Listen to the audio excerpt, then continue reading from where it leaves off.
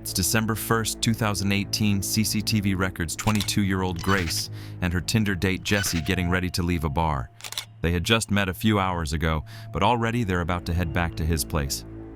From the outside, everything seemed to be going perfectly well, so well, in fact, that soon after they could be seen heading to a nearby hotel and up to Jesse's hotel room shortly after. Nobody could have expected that this was the last time Grace would ever be seen alive. The next day happened to be her birthday, and nobody was able to reach her all day, and the same was true even days after it was like she disappeared off the face of the earth. Her friends and family quickly reported her missing, but to no avail. Meanwhile, Jessie was recorded on CCTV out and about going up and down the elevator carrying cleaning supplies and what appeared to be a suitcase with contents that would shock everyone to the core. And what's even worse, the killer had another date lined up, and if the cops don't intervene and arrest him quickly, this girl, as well as countless others, could fall victim to this very same man. Tell me what happened last Saturday. From the beginning? 5:37 p.m. on December 1st, 2018. Grace, who just finished a backpacking journey from England to New Zealand, leaves her hostel to meet Jesse. Meanwhile, Jesse is having pre-date drinks at a local bar, downing several beers before the date begins. In fact, as he leaves the bar, you can still see at least 4 empty bottles sitting on the table. They meet in a popular spot where there's plenty of people making Grace feel safe while she meets her date for the first time. But this will be a false sense of security, as Jesse has no plans to try anything on toward in public. He's going to wait until they're alone. Suspecting nothing, Grace accompanies Jesse to a bar where they drink together for over an hour before they head for a Mexican bar at 7:15 for more drinks, and yet have another bar named Bluestone Room around 8:30 p.m. This will be where Jesse tries his luck and sees if he can get a little closer to Grace. At 8:54, they share their first kiss. This is when Jesse takes a trip to the bathroom and where Grace sends her very last message to anyone, telling her friends that it's going amazingly well and that she just clicks with him so well. She's probably excited to spend the night with a man that she genuinely likes. She could have had no idea that instead he was about to end her life in one of the most horrific ways possible. The next morning, Grace's phone starts to receive a ton of messages. It's her birthday, and there are plenty of friends who want to send her their best wishes. Each and every one of these messages goes unanswered. The first sign that something is wrong is at 8 a.m. when Jesse enters the very same elevator, this time on his own, throwing the camera a suspicious glance. If you think he's just getting the birthday girl a morning coffee, then think again. During that night, Jesse killed Grace by strangulation, and now he's going to try and do everything he can to cover up his crime, and he needs to do it quickly, because he's already got another potential victim lined up. By 8:07 a.m., Jesse is in town and about to start the most eerie shopping trip possible. He starts at the warehouse on Elliott Street, where he buys a suitcase that he plans to hide Grace's body in. He checks out the width and depth of the suitcase to make sure it'll fit her so he can dispose of her body before anyone can catch him. Then 25 minutes later, he makes his way to another store where he buys a number of cleaning products that will be used to clean up the murder scene. Then he returns to his apartment for a number of hours, reappearing at 10:42 a.m. before he jumps in a taxi, an Apex car rental, where he rents a car. But it's what he does next that's truly shocking and puts pressure on the cops to discover and solve his murder as quickly as possible, as Grace's body lies in the apartment. Jesse goes on a date with another girl he'd met on Tinder, given that he has all the equipment ready to hide one body. It's speculated that he planned this to be his second victim of the day. As he arrives at the bar, Jesse is wearing exactly the same clothing that he wore the night before, possibly the same clothes that he wore when he killed Grace. We are not sure whether Kempson was as pushy in his initial messages to this girl, but what we do know is that the conversation he struck up with her during the date not only brought up some major red flags, it downright terrified her. Allegedly, he wanted to talk to her about where to hide a dead body from the police. Right away, the date is over, and this girl's instincts may have just saved her life. It's hard to imagine the horror that she would have felt when she learned the truth about the man she just walked away from. Certain that he likely had the same fate lined up for her as he did with Grace. At 8:56 p.m., we can see Jesse carrying a piece of equipment back to his apartment. More precisely, it's a carpet cleaner, And he's going to try and use that carpet cleaner to try and remove any trace of Grace's presence at his apartment. He's even got 2 cleaners in his hand, making sure he's got enough to get the job done 30 minutes later, and we're greeted with the product of all.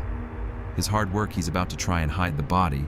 He reappears in the elevator with a trolley carrying several luggage bags, one of which is the suitcase that he bought earlier that morning. It's way too heavy to carry, as inside is Grace's dead body. Of course, he can't walk through the streets with this amount of baggage, which is exactly why he hired the rental car. Minutes later, he's loading the rental car with all of the baggage, ready to make the next move in his attempt to cover up this murder, hiding the body in a place he thinks no one will find it. The next morning at 7 a.m., Jesse buys a shovel and heads back to his apartment, where he collects some clothing to take to the dry cleaners, destroying more potential evidence of his crime. But he's not done there, as he stops off at a random trash can, tossing a large trash bag inside. Then Jesse takes his rental car for a deep clean, paying particular attention to the rear of the vehicle, where he had stashed the suitcase containing Grace's body. And with that, his work was done for the next 2 days. Grace's family and friends go through turmoil. Nobody has heard from her.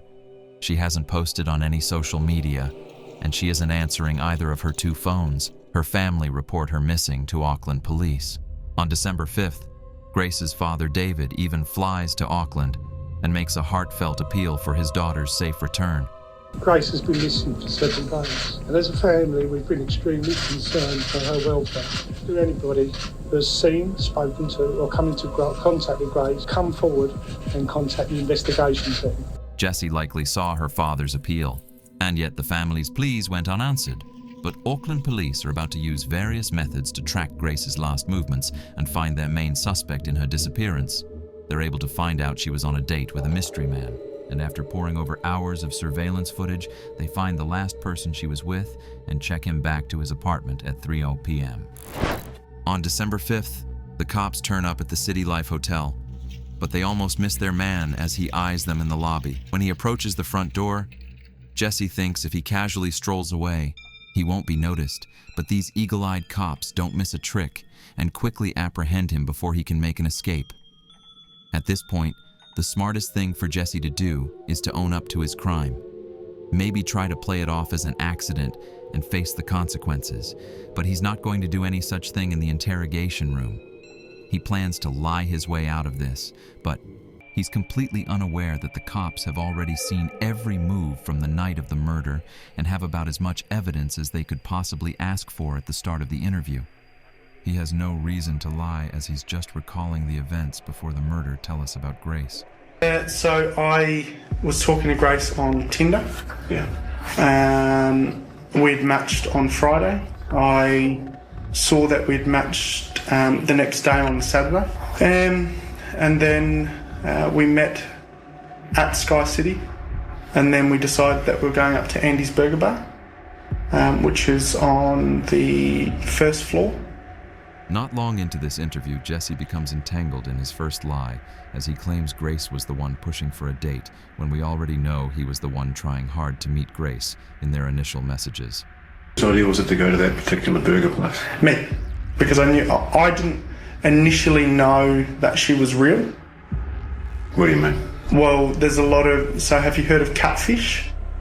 No. So catfishing is where someone uses your profile, or uses your photos and pretends to be you, and then meets, and you're a completely different person. Right. And it's on Tinder, it's all about the way you look. And so if they use more endearing photos, you're more likely to swipe for them. Okay. Yeah. How does meeting in a public place sort of protect you from meeting someone who's not as good looking as... Well, there's security there. So if she wasn't who she said she was, at least in my mind I'd feel safe. When Jesse is confronted with evidence from surveillance cameras, he continues to lie a hole for himself that he's going to struggle to escape from. I go down Victoria Street, straight down to the bottom, and then hang a left, and I head towards the viaduct. You go to the viaduct a bit? Yeah. Yeah. Yep. You've kind of walked in a bit of a funny direction if you were planning to go to the viaduct.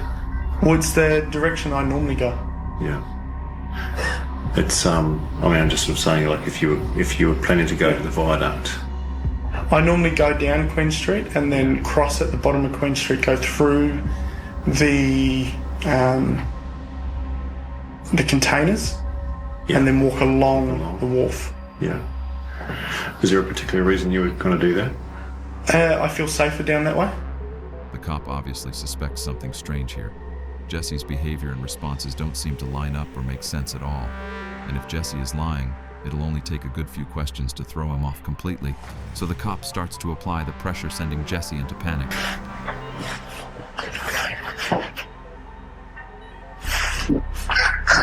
Hey, I just want to ask a question. Am I being arrested for something I didn't do? You haven't been arrested, mate.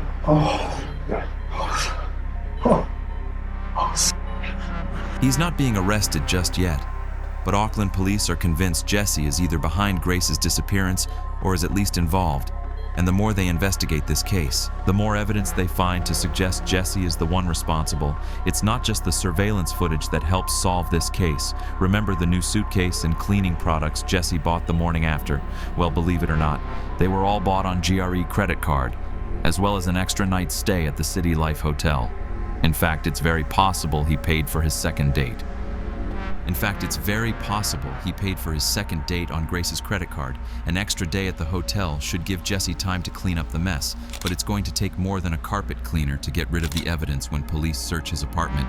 They find traces of Grace's blood, the credit card payments, the witness testimony, cell phone locations placing Grace and Jesse together, and the staggering detail found in the surveillance footage bashed their suspect into a corner, and in his second interview on December 7th, they left Jesse no choice but to confess. A confession that would soon lead into one of the most interesting but troubling defenses ever used in court. 50 Shades of Grey, which is a sex fantasy movie that's out. We started having sex. At first it was just normal. It was very placid. And then she asked me if we could get into bondage. And then all I remember is falling asleep in the shower. I need to stop. I need to go. Would you like some fresh air? Yeah, please. I was in shock. I didn't know what to do. I went downstairs and I was just, I was all over the place. I didn't believe what had happened. I was just terrified and scared. I thought that she had gone. I thought she had left. Pathologist, specialist doctor will perform a post-mortem. Yeah. They're very skilled at establishing people's causes of death. Do you understand that? I went to the warehouse at the atrium and bought a suitcase. I went back and I was just in shock because it just didn't seem right. I left to go and get cleaning products. So I messaged a friend and said I'll meet you at Revelry. After finishing drinks with her, I got back to City Life. And all the time I just kept saying, I'm sorry. And then I went downstairs and I grabbed the porter thing and I put the suitcase on top of the porter thing. I drove the hire car into Wilson's car park and parked it. I woke up the next day at about 5 a.m. and drove the car out to Cumu at first. I picked up a shovel from ITM at Cumu. I ended up driving towards the Waitakaris. I went into the bush, I dug a hole, I went and got the suitcase and I covered the hole and then I drove. Where is her possessions? I threw them in the rubbish. Whereabouts? Albert Park, rubbish. Right. So what items of her property have been disposed of in Albert Park? Everything. All of her clothing? Everything that was in the room. Whereabouts did you clean the car? The outside of the car? I think it was in Henderson. I don't know West very well. Okay. And what did you use to clean the car? A water blaster thing from a car cleaning place. Did she have any injuries? Not that I can remember. I was just panicking. Did you inflict any injuries on her that caused her to die? No. Did you kill Grace Mullane? Okay. The media called it the 50 Shades of Grey defense. The idea is that someone may consent to being harmed during intimacy, knowing the dangers involved. If they made no indication to stop, then it would be seen as an accident, and the person responsible shouldn't face a murder charge. But this defense has always been seen as more of a scapegoat used by lawyers to try and get their defendant off with a lighter sentence, which in this case would be manslaughter. This doesn't change what happened after Grace's death and the disturbing series of events uncovered during the investigation, from December 1st, the day before the date, all the way to December 7th. Cops found Google searches made by Jesse looking for a place to hide the body. He'd also taken photos of Grace's body before and after he packed her into the suitcase. They found Grace's body on December 9th, 2018, in the Y Ranges just outside of Auckland. It was determined that she was strangled and had bruises on her arms and chest, consistent with being pinned down in New Zealand. There is no such thing as first-degree or second-degree murder. All charges are treated the same, carrying a life sentence. That meant there was no investigation into the premeditation. All that mattered was if Jesse killed her or not. It was that simple. Jesse maintained his innocence, but was eventually found guilty, and on February 21st, 2020, he was sentenced to life in prison with a minimum non-parole period of 17 years after his trial, while 2 more women came forward and claimed Jesse had assaulted them after they met him on Tinder. He was found guilty on those charges as well, adding another 11 years to life added to his sentence. All right, fellas, what do you think? Share your thoughts in the comments, and don't forget to subscribe for more interesting and educational contents in the future. Thanks for your support. He's pulling. He is pulling. I'm a minor and I told you. He's abusing her right now. Leave your hands behind your back. I can't breathe. I can't breathe. She can't breathe. Well, you gotta keep your hands behind your back. Keep your hands behind your back now. Now. After what seemed like forever, the officers finally managed to restrain her in a squad car. Kick me. Make it a felony. Quit. Make it a felony, please. My mother. Get your feet in there. Sit down. Car, mother. Flip. Oh, there's a felony. Good job. Hey, I'm not doing anything wrong. Fine. Why am I being arrested? You're being arrested for what? disorderly conduct. For what? And obstruction, disorderly. Obstruction to what? Me. What did I do to you? Getting in my face and grabbing I did not get in your. I touched Yes, you once. did. I rubbed your shoulder once. You're going to jail too. For just what? So you know. Are you sober right now? Oh, I'm 100%. You sure? Yeah. You don't sound very sober. Get back here. All right. Hands are. Hey, look. Hands are behind my back. Look at He this. needs to go in your car. I'm doing nothing wrong. Just for a minute. You people need to move on to that lot up there now. So what have I done wrong? Besides speeding. Get in the car. I know, I am gently. Get in the car. You can be polite, you're a bitch. Move your foot. Jesus Christ. Go into that lot now.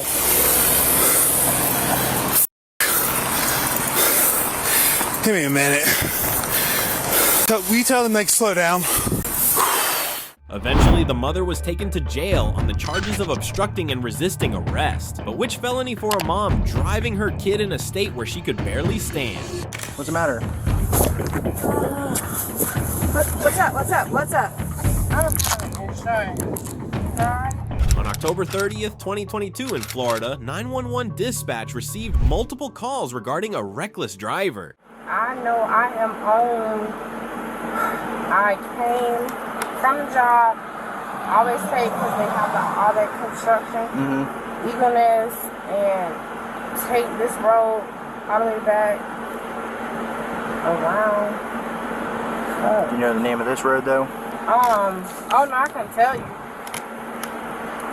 This is, okay, the church is right there on eagerness, so that cross section is, I don't know, it's another road.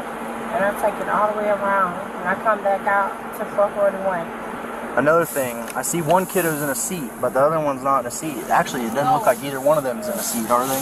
And both of them. Where's their car seats at? I even got the Red Bull. I just got off of work. So make sure to stop. I gotcha. She insisted she hadn't consumed alcohol, while her slow and slurred speech denied that. Can you hand me your driver's license? Yeah, yes. No, that's not cool. By sometime like 2 days ago. Yeah. Coming from work, so I know my job. If I just check out, I have a nursing license. Okay. Oh God! Wow. I just cannot do this. Alright. Like I'm like a few miles down. Where are you? I need to go. Where are you headed? 6 Nebraska Street, the same license. Where's that?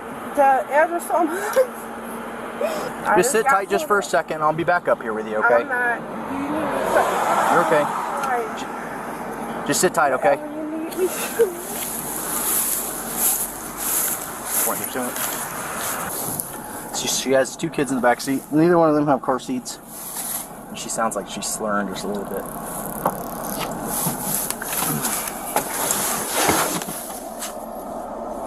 Well, damn.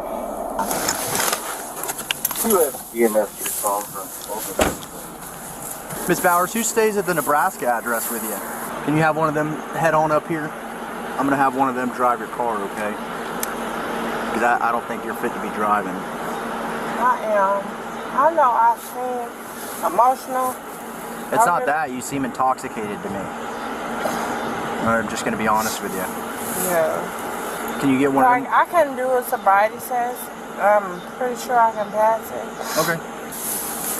Some people, like, don't even, you know, Can you step back for me? I'm sorry. You're fine. Step up here to my push bumper, okay? I'm sorry, Helen, I'm back. I don't know what you're saying, but can you just step back just for me? You're fine. Yeah, it's okay. This way. She couldn't stand on her feet either. What's up? What's up? What's up? I don't have insurance. So I already went hospital. You're okay. Like, and we had to pay that bill. Right in the middle, and then just walk back. The purple.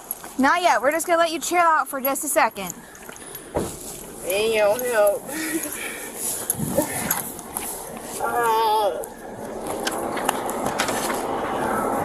You know your mama's phone number?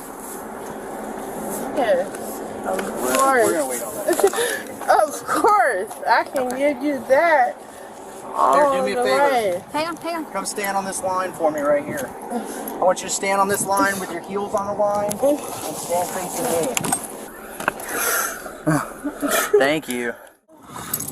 All right, at this time you're being placed under arrest, under suspicion of DUI, okay? That's fine. I think you've been drinking. Stand up straight. Yeah. Stand up. Double. Yeah. Stand up. What are you doing? You've been standing fine this whole time. No. Stand straight up. Let go. Stand up. Come on. Which one's she going in? We just. That one. 1909. Come on. Stand up. Come on. I know, I'm trying to help you. You gotta stand up though. Come on. Hey, don't make this harder. Don't make this harder. No, I'm not. Stand up. Yes. Stand up. Come on. Alright, have a seat right in here. Look up. Yeah. Have a seat right here. Okay. Turn around, butt first. Okay. Butt first. Turn around. Stand up. Put your foot in there. Put your leg in there. Yeah. Hey, go stand. Get in the car. There you go. Yep, lift your leg. You're Lift making it. this more difficult. Lift it. Come on, turn around, butt first. Look, Crystal. There you go. Oh, just going down. I got it. I'm helping you.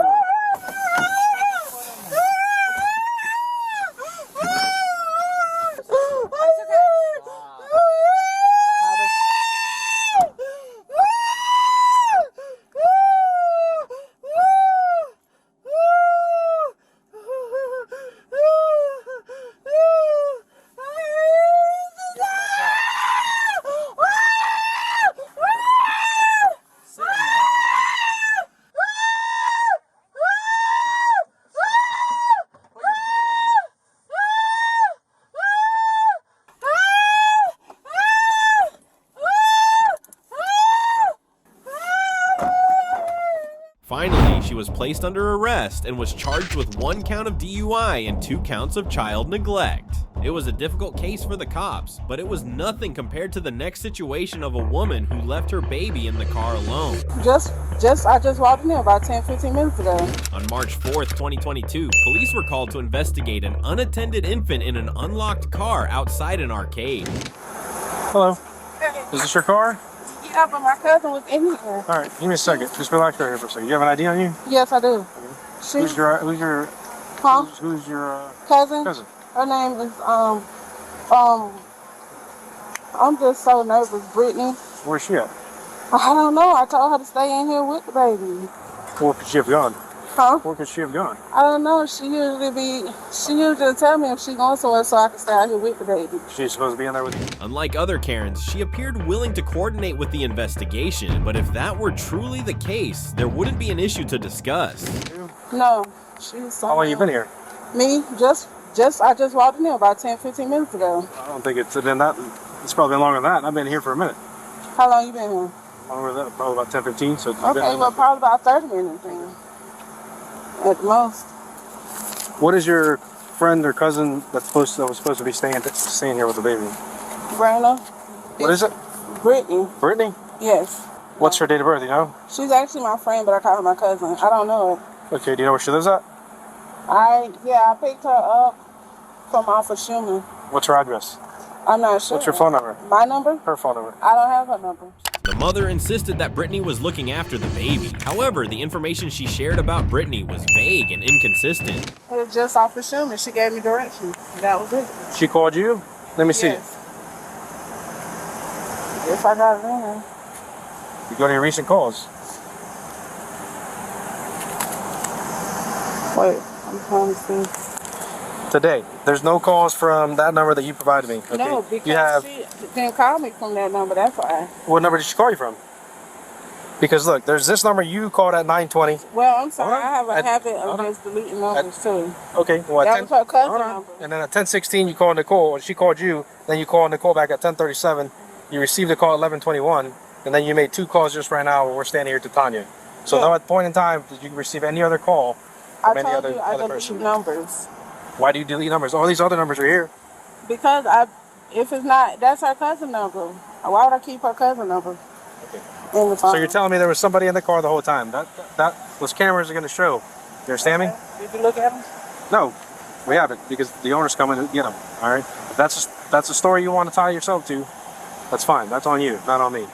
The police noted discrepancies in her statements, and the story gradually unraveled as her lies were pointed How long out. is the drive from Bank of America to here? It's maybe 5 minutes, right? No, they closed that off. Okay, so 10 minutes. Doesn't matter, right? 10, 15 minutes. Yeah, 10, 15 Okay, so at 12:08, you got back here at 12:20. Okay. So what time it is now? Well, it's 1:46. All right, so I got here, I'll look at the time. So the baby's been in there for over an hour. You know what I'm saying? Probably about, yeah. Probably, no, I know. All right. Okay, so what I'm trying to say is, what y'all gonna do? So this is what's probably gonna happen. All right. DCF is gonna come out here to pick up the child. My mom is at work right now. I can have her come get her. Okay, so look, this is what's gonna happen for right now. All right. I'm gonna be brutally honest with you. That's up to DCF. That's not up to us. All right. Put them together. Turn them inwards, just like that. All right. You might have to lean a little bit forward. The mom would be charged with felony child neglect and leaving an unattended child in a vehicle. What do you think about mothers' responsibilities in those cases? Leave your thoughts below and remember to like and subscribe for more videos. Thanks for your support.